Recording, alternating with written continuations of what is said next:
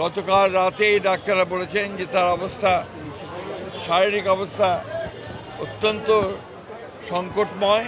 রোগ মুক্তির জন্য সারা দেশের জনগণের কাছে বাদ জুমা আমরা দোয়া চেয়েছিলাম। সুস্থ অবস্থায় আবার জনগণের মাঝে ফিরে এসে তাকে দেশের মানুষের কাজ করার সুযোগ তৈরি করে দেন। ওয়ালটন এখন দেশের সীমানা পেরিয়ে পৌঁছে গিয়েছে 50টিরও বেশি দেশে।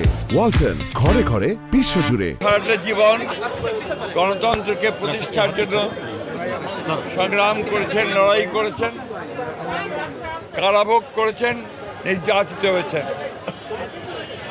এবং সব শেষে তিনি অসুস্থ হয়ে হাসপাতালে ছিলেন। আপনারা জানেন যে গত দুদিন ধরে তিনি আবার অসুস্থ হয়ে এবার কেয়ার হাসপাতালে ভর্তি হয়েছেন এবং গতকাল রাতেই ডাক্তাররা বলেছেন যে তার অবস্থা, শারীরিক অবস্থা অত্যন্ত সংকটময়।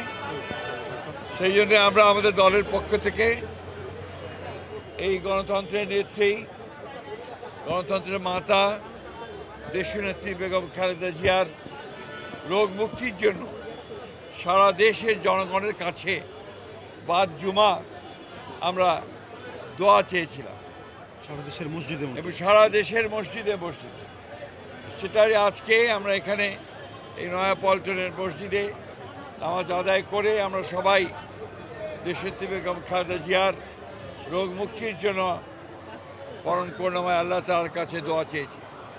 আমরা দোয়া চেয়েছি তিনি যেন আল্লাহ যেন তাকে সম্পূর্ণ সুস্থ করে দেন, সুস্থ অবস্থায় আবার জনগণের মাঝে ফিরে এসে তাকে দেশের মানুষের কাজ করার সুযোগ তৈরি করে দেন। আবারও আমরা গোটা দেশের মানুষের কাছে তার রোগ মুক্তির জন্য দোয়া করার আহ্বান জানাচ্ছি।